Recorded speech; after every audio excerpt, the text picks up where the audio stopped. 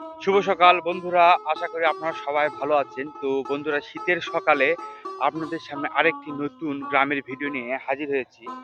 আহ, আজকে একটি জিনিস আপনাদেরকে দেখানোর জন্য যাচ্ছি আমার বাড়ির পাশ দিয়ে।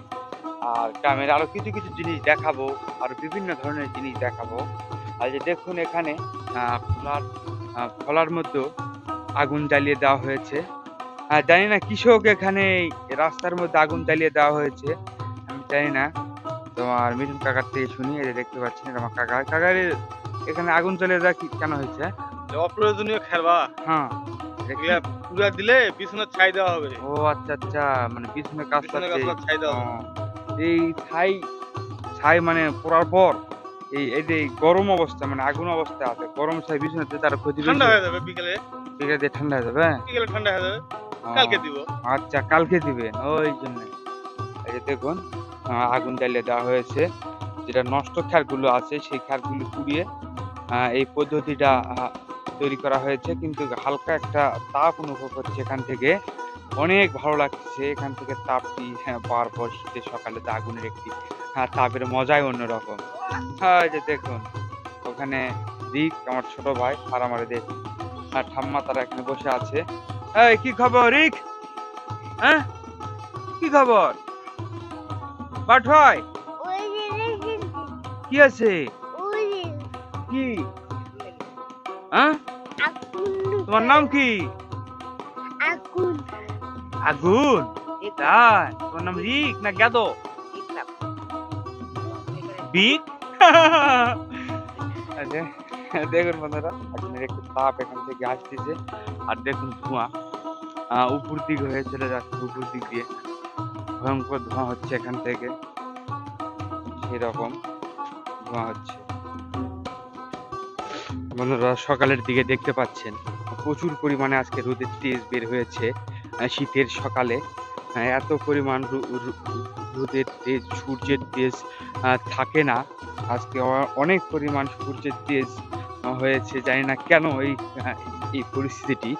অন্যান্য দিন ভয়ঙ্কর পরিমাণে কুয়াশা থাকে, আজকে সেরকম কুয়াশা নেই, কিন্তু আজকে রোদের অনেক তেজ। আর আরেকটি বিষয় হচ্ছে, আজকে রোদে আসার সাথে সাথে অনেক ভালো লাগতেছে। কারণ আজকে যেই শরীরটা হিট হয়ে যাচ্ছে রোদের তাপের কারণে।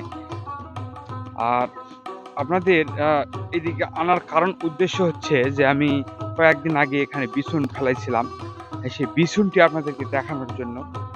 বিছুন ফেলানোর ভিডিও আপনাদেরকে দেখাতে পারিনি।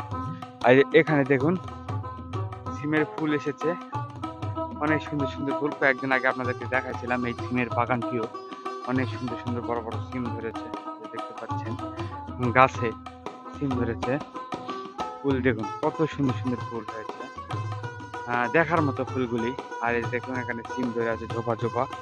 আর যে পাশ দিয়ে ড্রেন করা হয়েছিল বিছুনের কাতলাই জল দেওয়ার জন্য, বিছুন ফেলানো হয়েছে। দেখা যাক কেমন বিছুন হয়েছে, সঠিক না দেখলে বোঝা যাবে না, ক্যামেরায় ধরা পড়বে না, কিন্তু আমি দেখতে পাচ্ছি অনেক সুন্দরভাবে বিছুনের যে ট্যাগ বলে সেই ট্যাগটা বের হয়েছে।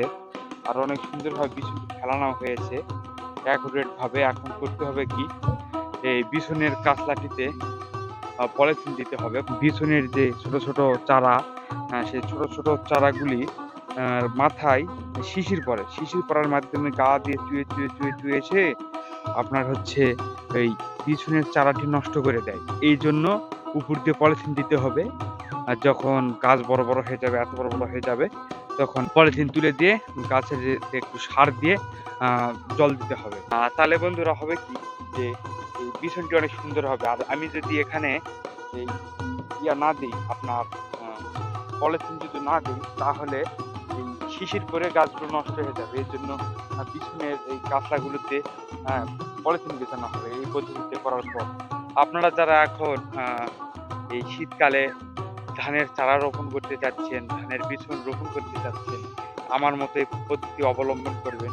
মানে বিছুন ফেলানোর পর 2-1 দিন পর পানি কেটে দেওয়ার পর সেখানে সেই বিছুনের উপর দিয়ে আপনারা হচ্ছে ওই পলিথিন বিছিয়ে দিবেন। তাহলে হবে কি, সেই বিছুনগুলো অনেক ভালো হবে, অনেক অনেক সুন্দর হবে। এই জন্য আপনাদের এই কথাটি বললাম। বন্ধুরা আপনারা দেখুন এই যে জমিতে সরিষা লাগানো হয়েছে, অনেক সুন্দর সুন্দর সরিষার গাছ হয়েছে। সাধারণত আর কিছুদিন পর এই সরিষার গাছে ফুল আসবে। সরিষাতে মনে করেন যে অনেক সুন্দর চাষ হবে, গাছ হয়েছে। গাছটি আপনাদের একটি দেখাই তুলে। এই যে দেখুন অনেক সুন্দর একটি গাছ হয়েছে এই গাছটি। এখন এই গাছ থেকে আরেকটু বড় হওয়ার পরে ভিতরে দেখতে পাচ্ছেন মুজি থেকে ফুল বের হবে। ফুল বের হলেই এই জমিটি দেখতে অনেক সুন্দর লাগবে, অনেক সুন্দর লাগবে। আর এখন সবথেকে বড় বিষয় হচ্ছে যে এই সময়টাতে আপনাদের এই সরিষাতে ওষুধ দিতে হবে। আপনাদের এলাকায় যেসব আ কীটনাশকের দোকানগুলো আছে সেগুলোতে গিয়ে আপনারা আ পরামর্শ নিবেন এবং এই সময় সরিষাগুলোতে ভালো ফলন, সরিষার ভালো ফলন পাওয়ার জন্য সরিষাতে কীটনাশক ব্যবহার করবেন। যেন এই ফুল আসার সময়টা ফুলেতে কোনো পোকা না লাগে, কোনো সুন্দর যেন ফুল হয়।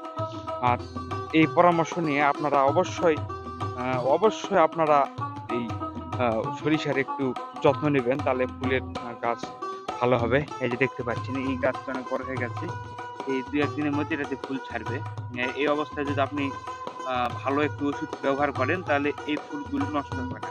মানে সুন্দরভাবে ফুটবে এবং ফলনও বেশি হবে। ফুল ভালো হলে ফলনও বেশি হবে। আর এই যে পাশে দেখতে পাচ্ছেন এখানে আলুর গাছ।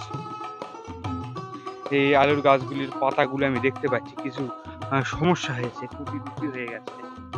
এই কুপি পাতাগুলোর সমাধান করার জন্য আপনারা আপনাদের এলাকার কীটনাশকের যেসব দোকানগুলো আছে সেগুলোতে গিয়ে আপনারা আ তাদেরকে বলতে পারেন যে, "ভাই আমার জমিতে এইরকম সমস্যা হচ্ছে, কি ওষুধ দিলে ভালো হবে?" আপনারা তাদের কাছে বলে তারা আপনাদের কাছে ভালো ওষুধ সাজেস্ট করবে। তখন এই পাতাগুলো, যে পাতাগুলো কুঁকড়ে হওয়া পাতাগুলো আর থাকবে না। আপনারা বলবেন। এটা কিন্তু একটা গাছের অসুখ আমি মনে করি। কারণ হ্যাঁ, আলুর গাছের পাতা অনেক ওসার হয়, অনেক বড় হয়, অনেক সুন্দর হয়। গাছ যদি ভালো হয়, গাছের ফলনও ভালো আসবে। তাই আপনাদের উচিত যে আপনারা ভালো ফলন পাওয়ার জন্য আলুতে ভালো ওষুধ ব্যবহার করতে পারেন। তো বন্ধুরা, আমার এই ভিডিওটি যদি আপনাদের কাছে ভালো লেগে থাকে তাহলে অবশ্যই ভিডিওতে একটি লাইক দিবেন এবং ভিডিওতে একটি শেয়ার দিয়ে অন্যদের দেখার সুযোগ করে দেবেন। ধন্যবাদ বন্ধুরা, ভালো থাকবেন। দেখা হবে অন্য কোনো ভিডিওতে।